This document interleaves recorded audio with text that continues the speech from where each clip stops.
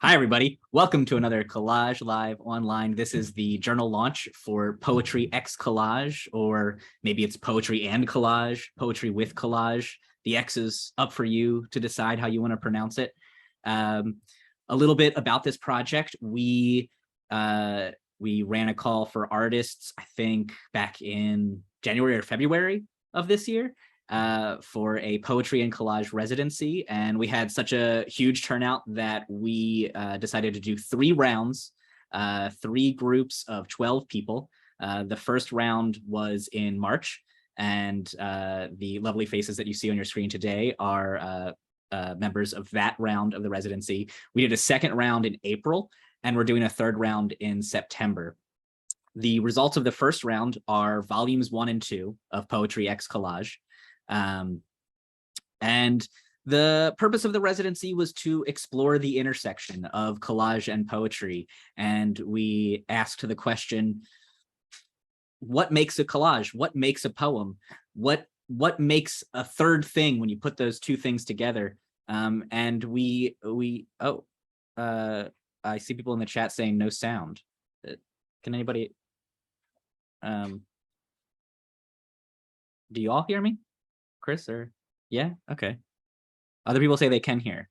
So folks in the chat, if you are saying that you can't hear me, it probably is on your end. You might need to find an audio setting on Zoom and switch it. Thank you, everybody in the chat, sounding off that you can hear me. Excellent. I'm going to keep going. Right, so yeah, what is poetry and collage when you mash it together? We actually found a lot of similarities between poetry and collage, and I'll say when we started this, I was no expert in poetry, but I feel like I have a much better grasp of it now. There are a lot of things that poetry and collage have in common, and it kind of seems like there are no rules. Collage can be a lot of things. It's the juxtaposition of any 2 elements when you put them together. You know, it doesn't have to be just paper and glue, and poetry doesn't have to be legible lyricism. You know, it can be a mashup of words and letters taking shape on the page. So we all explored that together. And then we asked the artists in the residency to create several page spreads. And the way that we set that up was we wanted those page spreads, so 2 pages of a book side by side, to be the artist's own. We're not editorializing them. We're not adding any sort of extra text or context to them. That page spread was their own to design and create. We had so many great submissions that we had to break it up into 2 volumes. So volume 1 and 2. And those are out right now. Well, volume 2 is mailing out next week. So I think a few of you in the panelists group right now are on volume 2. So you haven't gotten to see it yet, but you'll see it soon. So today we're going to hear from these artists. They're going to read a few of their poems and talk about the process and their experience with the residency. And then at the end, we'll do a Q&A. So feel free to drop questions in the chat or use the Q&A feature on Zoom throughout the whole event. And then at the end, we'll get to questions. Does anybody want to go first? I didn't really plan an order in which we would go, but I can just start picking people too. And this is how the residency went too. It's a lot of, I'm going to call on you now. All right, I don't see any hands shooting up, so I'm going to call on Jennifer. You're to my right. Are you ready to go? I am. Thanks so much. So just for clarity, are you going to put, once I transition, you'll put the poems up, or should I read them? Yeah, so I have the poems ready to go, and I'll share my screen so folks can see it. And it's up to you. You can talk first, or you can read your poems first. Okay. Yeah, you decide. Yeah, great. And let me know, which ones you want to read, and I will share them. Okay, that's great. Yeah.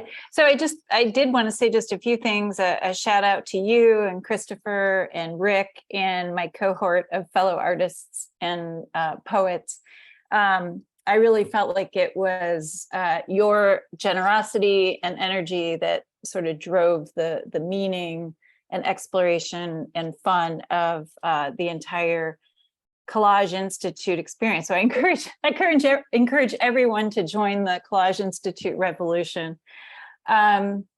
I came to this residency primarily as a poet, and collage was sort of my side art. And this was the first time I had actively tried to combine poetry and collage. And for me, that was weirdly challenging. I just felt like it was crossing this great divide, because in poetry, I was thinking so much about building imagery in my reader's mind, about alliteration, rhyme, metaphor, who's the speaker and why. And collage kind of blows that up in a wonderful way. And I found myself coming to the collage page, asking all these questions. Well, if I put words here, who's the speaker? Just trying to find my way with this new set of rules. When is poetry not collage? When is collage not poetry? So all of that was what I was exploring in this residency, while also facing the technical challenges of being a cut and paste artist, trying to work digitally for the final output. So, Chris, I'm just going to read the two poems, Harbor first, and then I think History Repeating Itself.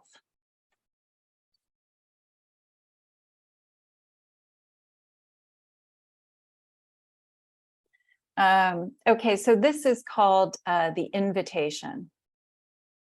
The boat's masts punctuate the harbor, the breeze a woodwind's lullaby. I gaze at this scene and ink an invitation. Kindly look for us upon the ocean's italics. We will commence exactly at 15 to 3. We, God's groundlings, will float together in life rings of feeling, flotsam of misunderstanding. Adrift, these lines secure our mooring. I am reaching for you.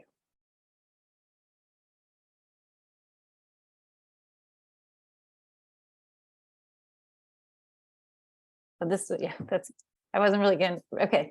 So, and then this one, I really thought of in thinking of the page spread. I really thought of the one on the left as just more graphic, and the one on the right being the poem, and it's titled History Repeating Itself.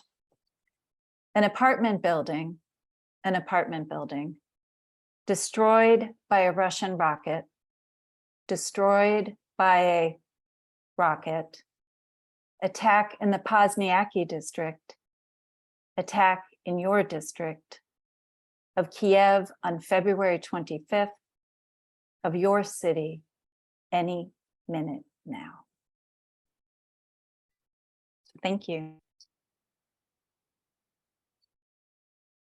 Do you want to talk about these two page spreads at all, or say anything about them? I mean, you can let them speak for themselves as well. That's totally fine.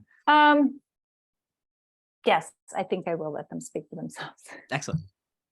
Thank you, though. Thank you. I read Harbor for Collage Fest. I appreciate that so much. Event. Thank you. But you did a much better job reading it. Oh, you're generous. Thanks. Well, I'm just going to keep going in order of the faces on my screen. So, Thomas, would you like to go next? Yeah. Hello. The residency for me was a really great experience. It's still having its resonances and influences on the stuff that I'm doing at the moment. Yeah, I'm a performer mainly, so it was a great chance for me to dive into other mediums that I have kind of interests in, kind of collage, which I do from time to time, and writing. So when I found the residency, I was really excited at that kind of crossover, and yeah, I found myself going on quite a broad process of trying different mediums and crossing them over. Yeah, I'm not sure what to read exactly, because the poem, the words that I have written are quite sparse, but there's one in there that I could read. Sure. I mean, a It's short the poem is totally fine to read as well. yeah, Here, let me I'll share it. Piglet Ankle is the one.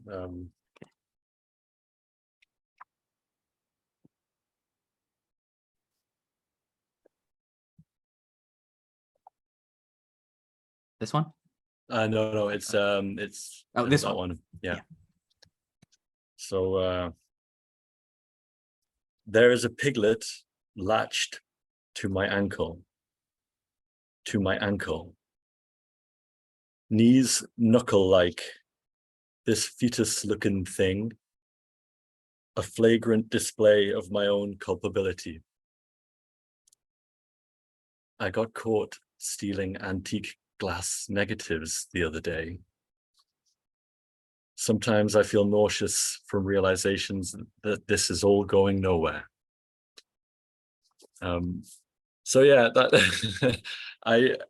this is kind of an example of how many moments I found myself questioning, like, is this a poem? Is it a collage? Is it neither? Is it both? I write a lot on a typewriter, and I kind of get a lot out of the physicality of that. And I found myself enjoying the process of putting those onto kind of integrating that kind of text into different zine pages and things like that, old magazines that I found in flea markets and things, and then kind of digitally arranging them. And I was quite surprised at how much I accepted the digital work that I did as kind of as collage, whereas before I would always have associated it has to be really the cut and paste, the tearing and the sticking.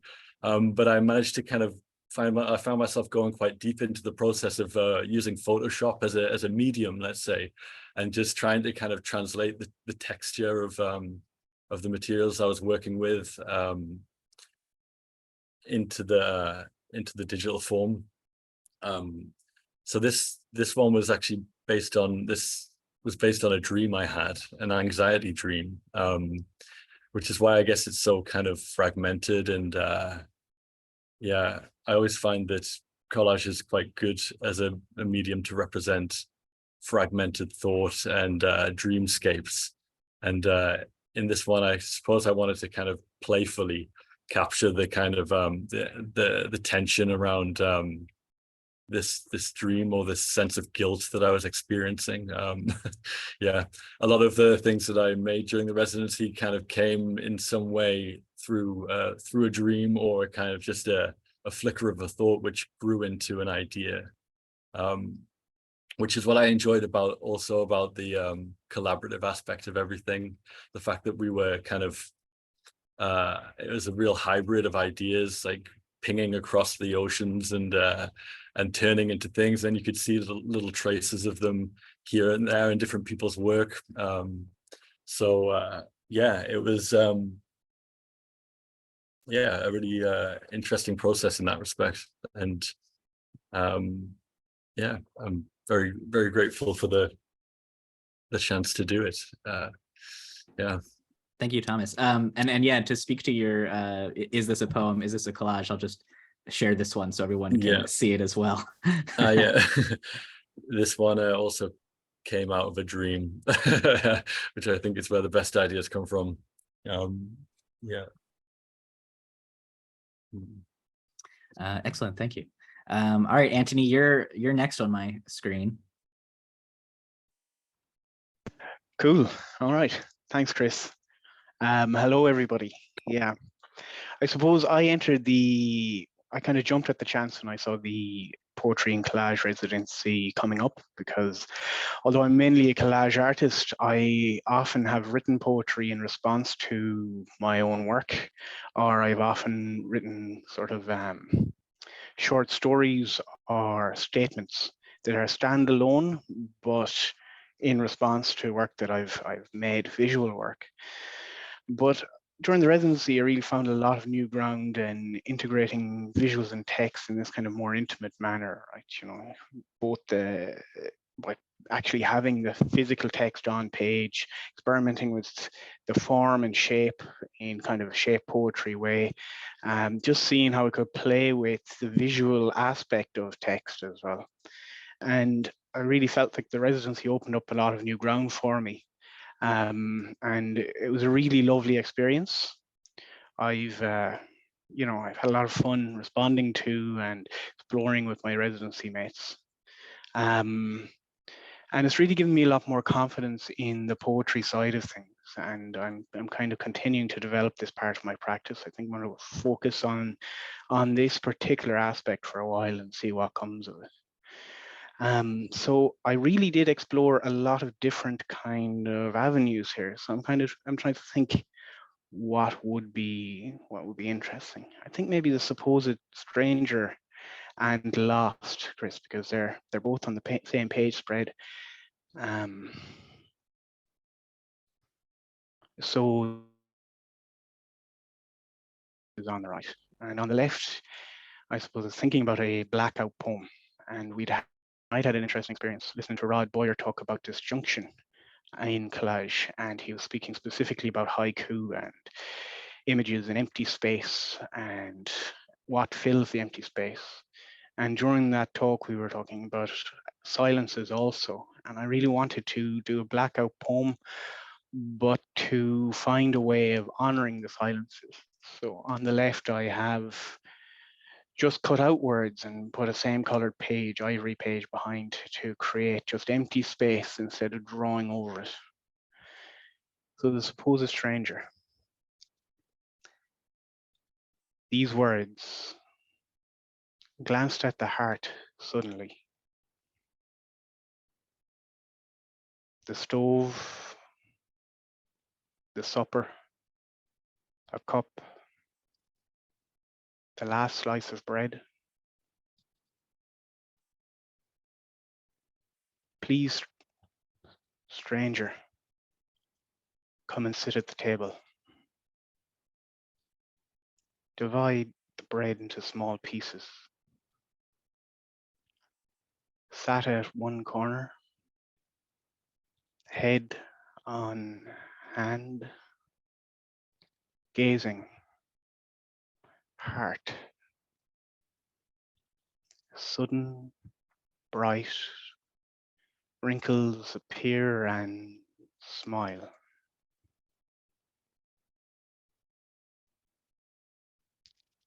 Are you not from these parts? Did you come by the wayside? I cannot tell who you were. Yes, a coat, put it over me. Home, food, drink, and compassion. Up from the windowsill, she had been the stranger. So I suppose I just really am experimenting in this with just that empty space, and that empty space that exists in conversation also. There's kind of a dialogue over and back here. And something changes in all of that empty space, as well as the actual words and text. And on the right is a shape poem, and I've been exploring here with kind of a digital analog hybrid. I've isolated the actual text from a calligraphy handbook, but the spiral I've cut out of a page and scanned just to have that paper shape. It just has a sort of a different physicality and texture than if I source it offline or online. Or it's just, I found that process interesting, and it's something I'm incorporating more. So this is lost. Lost at sea, lost in the stars, lost alone, lost in a crowd, lost in the quiet, lost in the loud, struggling, seeking, wandering as we find our own way home. And I think both of these poems have something about movement, both internally and externally. And I just thought that they go nicely in a page spread together. So that's those two. I think that's me. Thank you. Thank you. Wow, the way you read The Stranger, those pauses, I was on the edge of my seat. Thanks. It really worked. Thank you. All right, Janice, you're up next. Hi. I came to this from a background that's pretty strictly collage combined with the love of poetry, which I've never really pursued myself. So it just felt like a good moment to try to jump into that a little bit. And I have to say, I had trouble giving up the visual aspects of things. I really responded a lot to how do we, when we look at a page, how do we immediately recognize a poem? And to me, it was very much the rag right of things and the space that's around it, if it's in a document or a magazine. And so I played a lot with some of those things to create some writing, just by using, for example, the last words of things. So I think there's one you could pull up, I could talk about a little bit, that's called Ragged Right. I don't know if you can see that. It's the one with poem endings. Yeah, it's the one on the left there. And I was just working with how to combine sort of the visual poetry and the line work inherent in a poem and cutting out words. It was sort of a different take on blackout poetry, influenced by a lot of what we all went through looking at some of these ways of working. And let me pull it up on my screen so I can read you a little bit of it. It just says, quarantine, yin yangs, dog, home, harvest, mouth, noon, possessions, alligator, floor, holding, mouth, bean, place, keeping, him, here, germ, whale, future, tendril, itself, mouth. And it doesn't really make sense, but it was interesting to me that so often sort of the key word in these poems was the last word. And that's what kept things going. Whether it made sense once I cut it all apart and put it down visually was not too important to me. The one on the right, I took a poem and used the last words and then took some of the words from other things I had been ripping up and added them back in. So the one on the right says, let me see, the ocean floating itself, sea changed, traverse, a dark irony, crisscross, a steady storm of augury, flowing waters, overwhelm island, songs die. And I think there may be one other one we could show. That's the one I'm thinking of.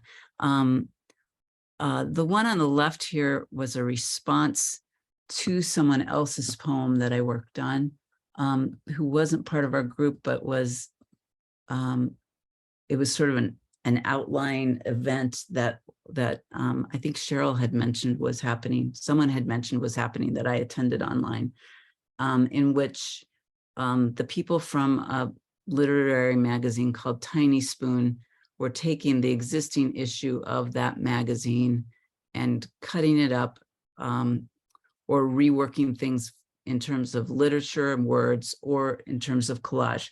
So I took a bit of the poem that's at the bottom here, which is called Questions, Answers. It's by Samuel T. Franklin. And it says, "Oh, restless midnight, what happens when the moon bends her wrists and braids silver mist through the trees.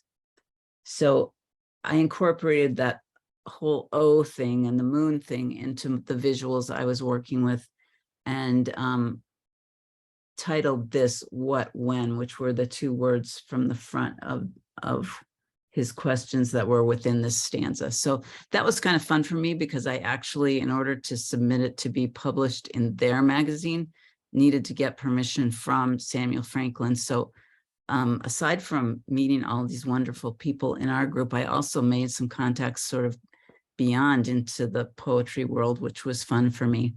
The piece on the right is an experiment I was doing with just how we respond again to the shape of poems, and what is it to look at a poem and say, oh, it's a poem. Some are less distinct than this, but this is sort of the major typical thing that we think of as poems that we've seen since kids. So I was doing photographs of poems on a page and blurring them a little bit in my camera. And then this was a piece on the right that I printed out and then added some of the floating references to sort of the cadence and the flow. It's a visual poetry, visual poem, if anything. But I had a lot of fun just trying to think about the graphic quality of poems and how that could be exploited or developed in my own practice. And I'm not quite sure where that's going for me, but I loved all the things I discovered and meeting everyone. And so it's definitely something that's beginning to shape some of the other work I'm doing. So that's kind of it. Thank you so much. I also like, it's not in the book, but the work you were doing where you had taken like a New York Times page or something like that, and you had taken where the poem normally sits and kept like putting little collage pieces and collage poems in that spot over and over again as sort of like a test, a litmus test to see, does this read as a poem? Yeah. Yeah, I liked Thanks. that. Thanks. It was fun. All right, Cathy, you're up next on my screen. Microphone. Yeah, somebody's asking in the chat about collaboration. I mean, what was amazing, I think, was how they somehow curated us, Chris and Rick, and because we all got on so well and we all were provoked to respond to each other. And the call and response thing just took off straight away, and we all did a bit of asemic writing. I was influenced by Samantha's stream of consciousness at the beginning. And I was paired with Jennifer, and she influenced me into because she's much more of a poet than I am. And so I learned what a villanelle was. We were choosing words from a sort of taxonomy of possible words, and then we had to research them and come up with something. So it was all very exciting, and has definitely pushed me in a new direction of combining, because I always combine visual and words, although I haven't been making collages for that long. I'm a filmmaker, but it's opened up all sorts of possibilities of combining words and images now. And we all keep in touch with one another. We're Zooming once a month, and we are still collaborating on things. So I was going to do Inky Dinky and Pinwheel Reactor. So Inky Dinky first. Yeah. So this is just we were borrowing and stealing things from all over the place, which was also fun. So this is 3 sets of lyrics from Captain Beefheart. It was also, we did the residency during February, so the Ukraine war was just starting, and it was all very prescient for me anyway. So ink mathematics. A bombastics, quantum puree, hard to see, but plain to feel, fish and antics, sun ain't stable, hop along with me. Earth and hell over poor instructions, peace antiques, ice cream for crow, skeleton makes good mass destructions, cardboard cutout, moon down low. And the picture is a crow and moonlight and various things from my own photographs from the past sort of cut up. Okay, and the next one is Pinwheel Reactor.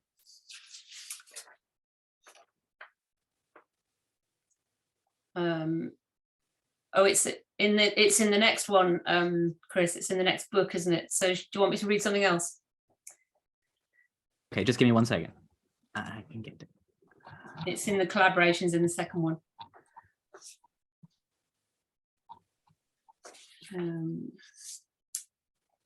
Thank you.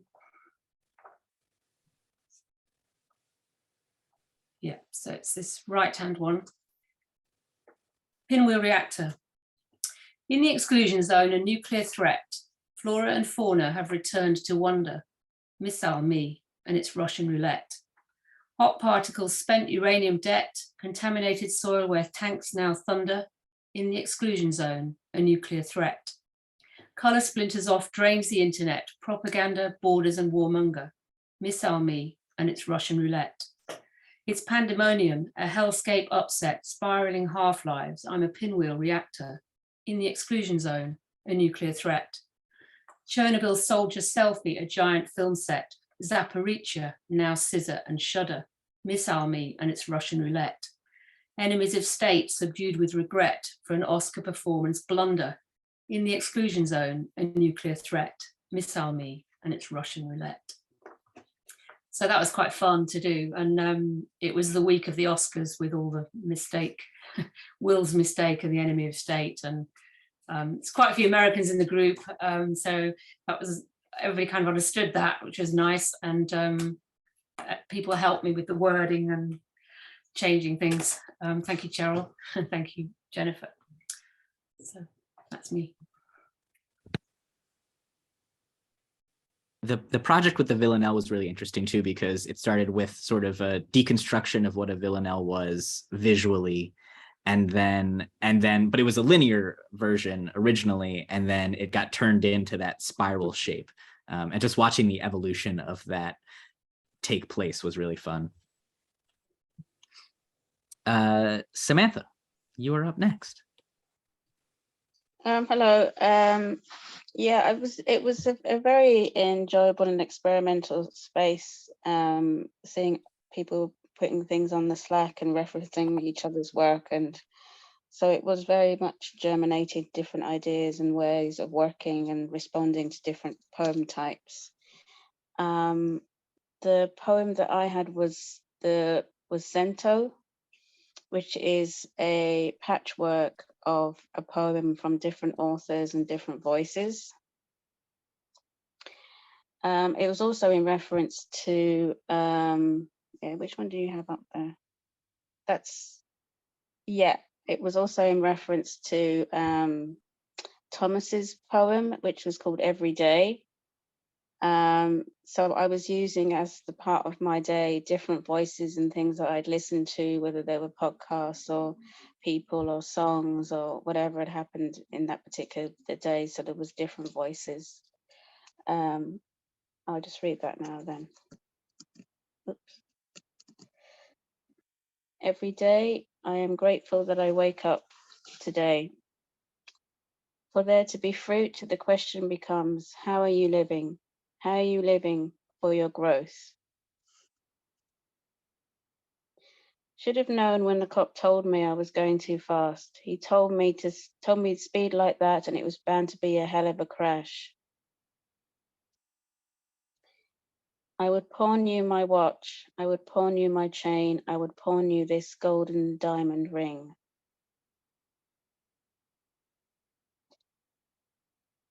America, why are we American? Ba-da-da-doo, ba-ba, ba-da-da-doo, ba-ba, boo-boo. Does my sassiness accept you? Why are you beset with gloom? 'Cause I walk like I've got oil wells in my living room. Do we dance death in the fast lane of salsa? I bet you love to go out on a Friday night. So that was the Centos. And also with the picture on the other side, was a more of a visual sculpture of research that I had done for writing on a different page that was more about my family history and lineage, and which was called Drowning. So I was cutting out the reference sheets and bits of paper and making kind of waves out of them, which corresponded to this other piece of writing, which I think is on the other page, is it? Yeah, it's on the other page, and which was called Drowning, which I tried to kind of invoke with the way that some of the text is written in behind the written text. I'll just read that bit there. I never thought about what it felt like for my brother sinking to the bottom of the pool, the water going over your head, creating waves, where it feels like you are in the middle of the ocean, not being able to know where you are going or what's happening. Having nothing to hold on to, grasping for air, water rushing through your fingers, in your eyes, everything just swirling around you. The chlorine gets up your nose, making you gag, choke, and cough up water on the white tiles of the swimming pool. Your body collapsed on the solid earth beneath your body. I've never seen my dad swim, and Mum can't swim. Mum was thrown into the pool when she was younger. She never talks about her time in Jamaica as a child. I am in my 50s and only now finding out my grandmother's name. So that's only a portion of the story that I wrote with the kind of visual representation as well.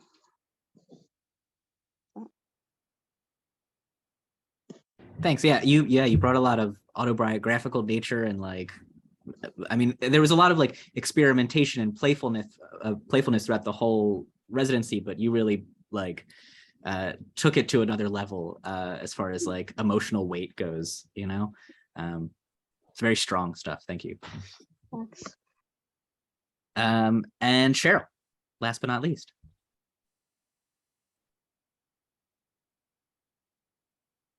Oh, you're muted. I'm primarily a collage artist. I also do poetry. I really enjoyed working with everyone. I think a lot of my work touched on the war in Ukraine. I'm half Ukrainian by heritage, and I kind of had this interesting dialogue with people at the time. You know, how are you doing? How's your family? Do you have relatives there? And I don't know, I'm second and a half generation Canadian. Like, I don't know how to respond to that. And it was a weird sense of identity.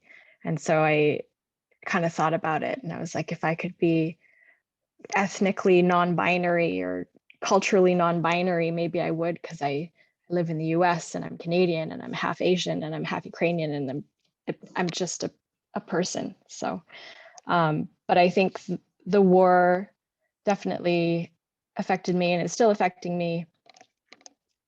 I think it would be the same if it was in France or Poland or somewhere else, but so I'll just kind of touch on, Cathy did a haiku that I responded to. You could bring it up and show it. I don't think I'll read it. And I did an erasure poem of a 1785 piece of work by George Crabbe. And our pieces both referenced mayflies as quote unquote base ephemera. And I found it really interesting that mayflies are from the scientific order of Ephemeroptera. And it's so fitting for collage where we use so much ephemera. And mayflies seem to represent the brevity of life. And in my poem, I'm kind of referencing, in several of my poems, I'm kind of referencing a lot of images that I had seen from New York Times and other publications at the time. In this case, it was Sergei Prebinius, who was holding framed photos of his dead wife and children. I believe that she was the Silicon Valley worker that had died there. Also, the Mariupol Maternity Hospital, Russian propaganda, the stagnation of every other country in the world, and the thought of how COVID would impact these people who are so tightly packed together in train stations. I think I'll read the poem with the sunflowers. Gotta hunt for it.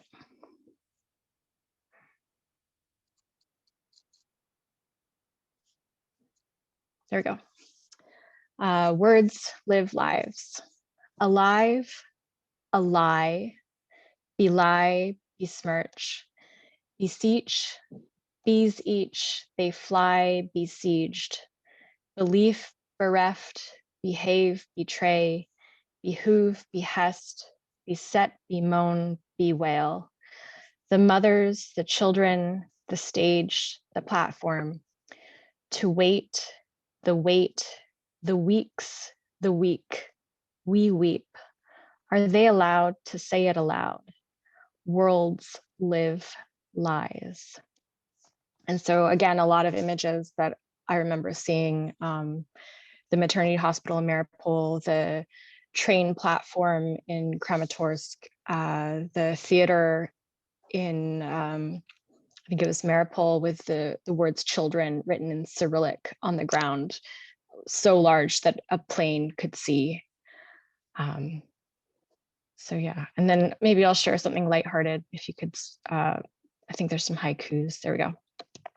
And I, as a collage artist, you know, you're flipping through your pieces, and I was like, I really want to find some hands that aren't Caucasian people's hands. And so I had to take my own photographs. Composing haiku, fingers tap out syllables. Do others do this too? And then 2022 is just 2022. COVID comes for all. That's all I got. Thank you so much.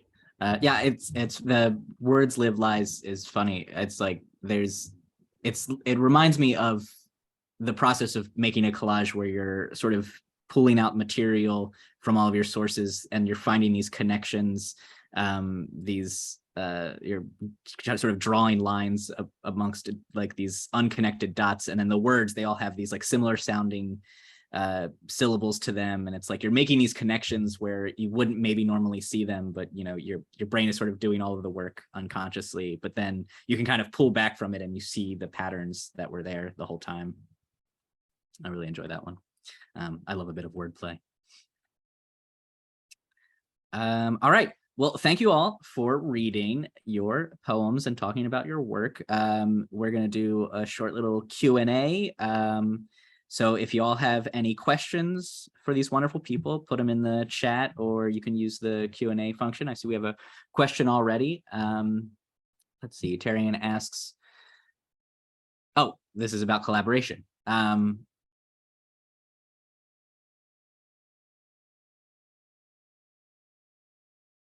Yeah, so I mean, and I'll talk a little bit about that, and then y'all can respond. But we did ask. I mean, we specifically asked the artists in the residency to collaborate with each other.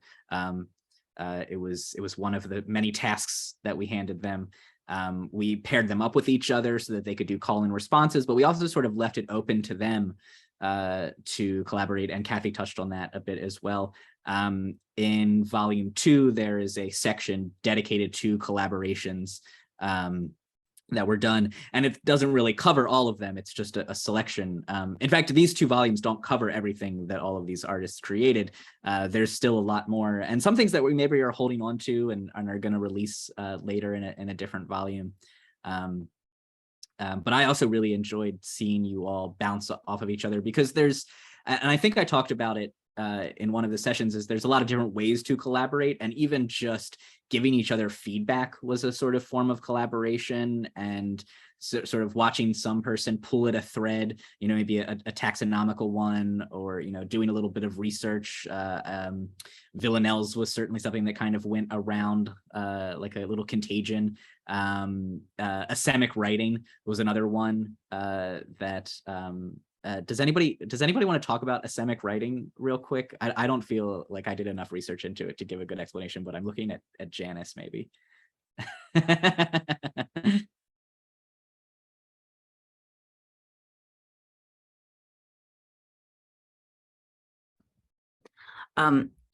I was unprepared to be called upon. Sorry. Yeah, I kind of went down a rabbit hole with the asemic writing. I loved that idea and the idea of whether it could stand in. Was it poetry? Was it an image? Where was that borderline? And I happened to be on vacation for part of that, and so I was doing asemic writing with tools that I had found on the beach, which was really fun, and created some really scribbly, scrawly things that are not so much what I typically use in my work, and then combining some of that with words and hiding words in it, trying to decide do the words need to be there to support what these scribbles mean to me or not. And it was a really freeing thing. I don't work with, as a graphic designer, I've worked with words and visuals for my whole career, but in my collage work, I've always worked just pretty much strictly visual. There's only, I can think of a couple places where I've used words at all in my collage work. So this was really interesting to me to begin that thought process of where and when and why would I want to include words, and do I create things from found things? Do I add them in a very abstract way? So it's something I'm continuing to do. And I did some things even where I scribbled on imagery and then ripped that imagery apart. And those were fun for me. I don't know if you have a picture of that one there. I don't know what's being published in that second edition where mine's going, but anyway, it was one of the more fun things. And someone even found a book completely about asemic writing, which is now part of my library, and pretty cool to know it exists. I think this one. Yeah. So the one on the left is imagery culled from a page where I scribbled all over the page and then ripped that page up. And the one on the right is an ad from Vogue magazine that's totally scribbled upon, and then some words are added to create a haiku-like little poem, using what's there and adding a few things of my own. But I think maybe I just really needed to get my hand moving in that kind of way. It was very fun for me. And then that sort of took off in the group. I think a lot of people experimented with asemic writing after that. Mm-hmm. The question was about collaboration, but I took us off on a tangent. Does anybody want to talk about either asemic writing or collaboration? Well, the Kureji thing was very important. Rod's listening, I know. I mean, I think that certainly had a big influence on me, but on several people. This idea in a haiku that there's a cutting word, and Rod gave us a lecture where he was talking about this guy who wrote the book Disjunctive Dragonfly, isn't it? And whether we could apply that to collage. And that's how I managed to make something as simple, because I'm usually far too maximalist and can't be minimalist. Managed to make this very simple haiku that Cheryl responded to. But it's really got me thinking, this whole cutting word, Kureji. Yeah, and I like that also. It's like a thing that doesn't really fully translate, which is just like the perfect thing for an artist to pick up on and then try to like make work. And it's the haiku, isn't it? That's the right. A haiku that's two images paired with an image. Yeah, exactly. Clive Knights recommends essays on manuscript writing by British anthropologist Tim Ingold. So thank you for that, Clive. Someone asks, in writing a poem based on redacted text, do the panel have advice on bringing a visual aesthetic, particularly for writers with no training in art or design? So anyone who did blackout poetry or whiteout poetry, do you want to speak about that? I can talk about it. I don't know if you can share what the Roman numeral one. Yeah. I actually did too. I didn't realize it. I had like 3 erasure poems. I don't typically write like that. It was very influenced by the group, I guess. I did it in a way where, similar to Anthony's, I had taken out the lines, but I backed it on an image beneath it. That kind of lent to the words.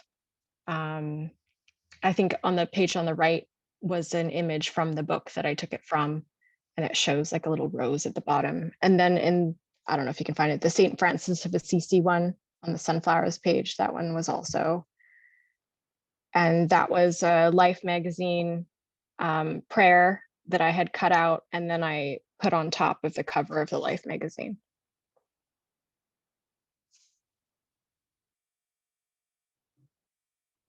And I think it was, correct me if I'm wrong, I think the supposed stranger went through like 10 different versions of what the blacking out or whiting out might look like. There were more colorful versions. Do you want to talk about that?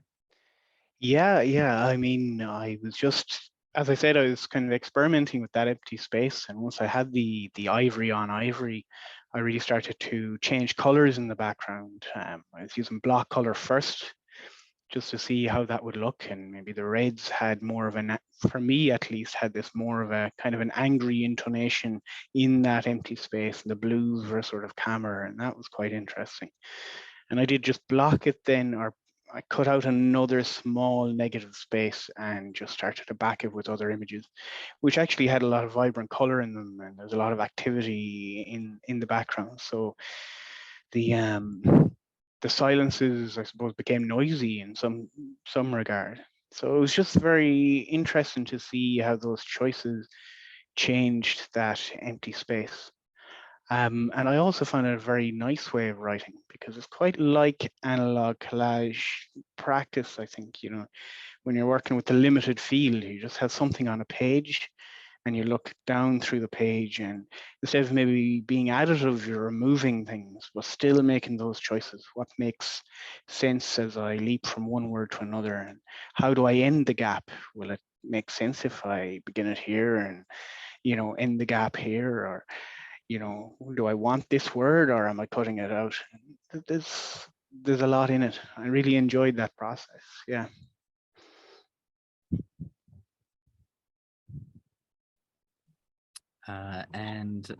Let's see, Michael Verga left us a wonderful poem in the chat.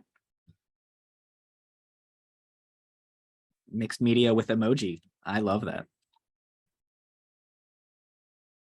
Oh, and then Mary's asking if we could see Cheryl's spread again. Are you talking about this one? This last one that we were just showing? I wonder if the first spread was the one with Cathy. Oh, Mayfly? Yeah.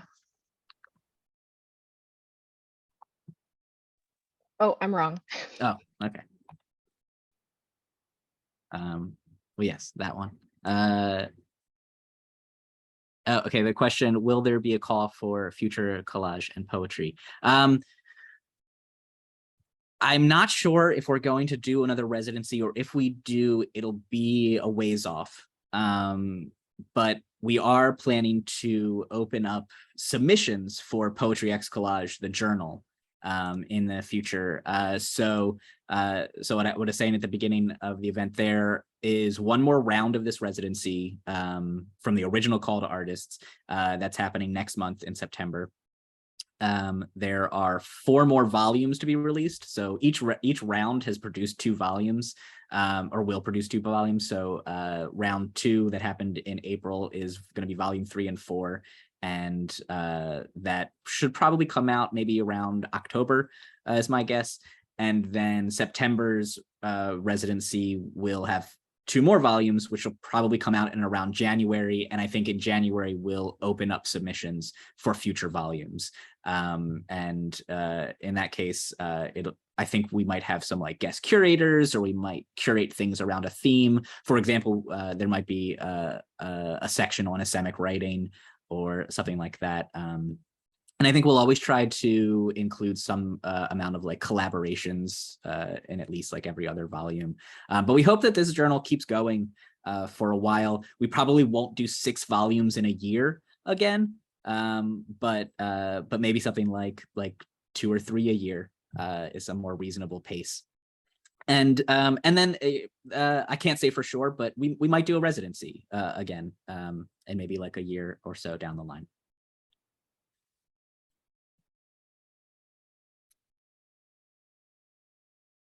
And it's 6 o'clock, my time. So I think that is a perfect time to wrap up. Thank you all again for being a part of this experiment, this project, for making incredible art, and for sharing it with the world, of course. And thank you everyone for attending our Kolaj Live Online events. I'm not sure what the next one will be, probably another book launch in the near future, but we'll announce that on our website and social media, so be sure to follow us. Have a great night.